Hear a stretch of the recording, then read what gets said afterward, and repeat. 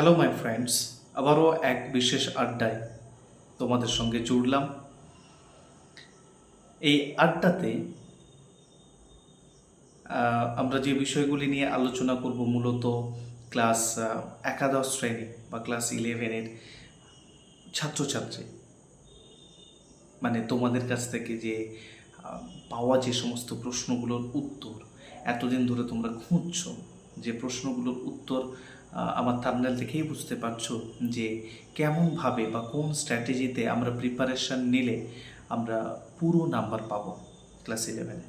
দেখো, একদম সহজ কথায় যদি আমি বলি তাহলে বিষয়টি ঠিক হলো এরকমই।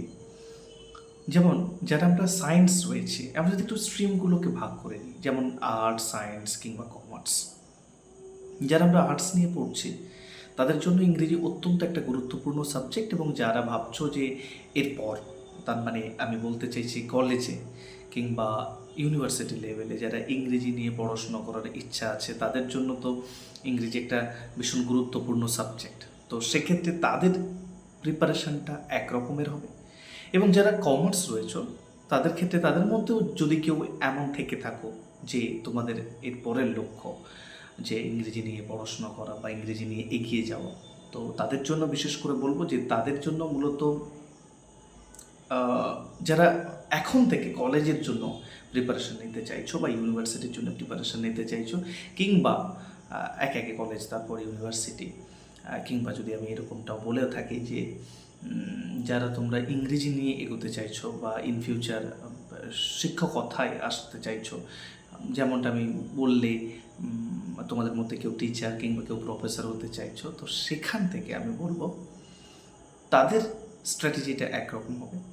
এবং যারা সায়েন্স নিয়ে পড়ছো তাদের স্ট্র্যাটেজিটা সম্পূর্ণ আর এক রকম হবে।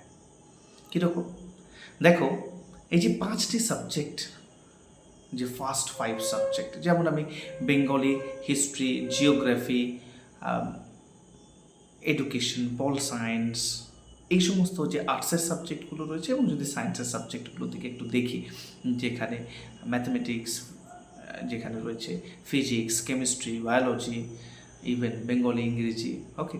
তো এই যে সাবজেক্টগুলো, এখান থেকে আমাকে বুঝতে হবে যে আমাকে নাম্বার ক্যারি করতে গেলে, ওভারঅল যদি নাম্বার আমি এগিয়ে নিতে চাই, তাহলে কিন্তু ইংরেজির উপরে ভীষণ ভালোভাবে জোর দিতে হবে। এখন প্রশ্ন হচ্ছে, ইংরেজির উপরে কেন জোর দেব? মনে করো কোনো একটি পেপারসে, মনে করো সায়েন্সের কোনো একটি পেপারসে, সেটা ফিজিক্স হতে পারে, কেমিস্ট্রি হতে পারে, কিংবা বায়োলজি হতে পারে, বা কোনো একটা আর্টসের কোনো একটা সাবজেক্টে কিংবা কমার্সের কোনো একটা সাবজেক্টে যদি একটা দিকে নাম্বার কোনো কারণে, সেটা হতে পারে কম পড়াশোনার জন্য, হতে পারে সেই দিন তুমি সেই প্রিপারেশানটা ঠিকঠাক পৌঁছাতে পারোনি, বা এক্সাম হলে সেই তুমি তোমার বেস্ট 100% এফার্টটা দিতে পারোনি, সেক্ষেত্রে কিন্তু বলবো যে সেক্ষেত্রে ইংরেজি কিন্তু একটা প্লাস পয়েন্টের কাজ করবে। কেন? ইংরেজিতে বেসিক্যালি তোমরা সবাই জানো যে যে যেমনটা আমরা সবাই জানি যে প্রথমে আমাদের এমসিকিউ আসছে, তারপরের পেপারসটাতে আমাদের ডিএকিউ লিখতে হচ্ছে, বা যেটাকে আমরা শর্ট আনসার টাইপ কোয়েশ্চেন বলছি, এগুলো লিখতে হচ্ছে। তো সেক্ষেত্রে আমার টার্গেট থাকবে ক্লাস 11-এ আমাকে 40-তে কী করে 40 পেয়ে যাওয়া হবে, ঠিক আছে? 40-তে 40 পেতে হবে।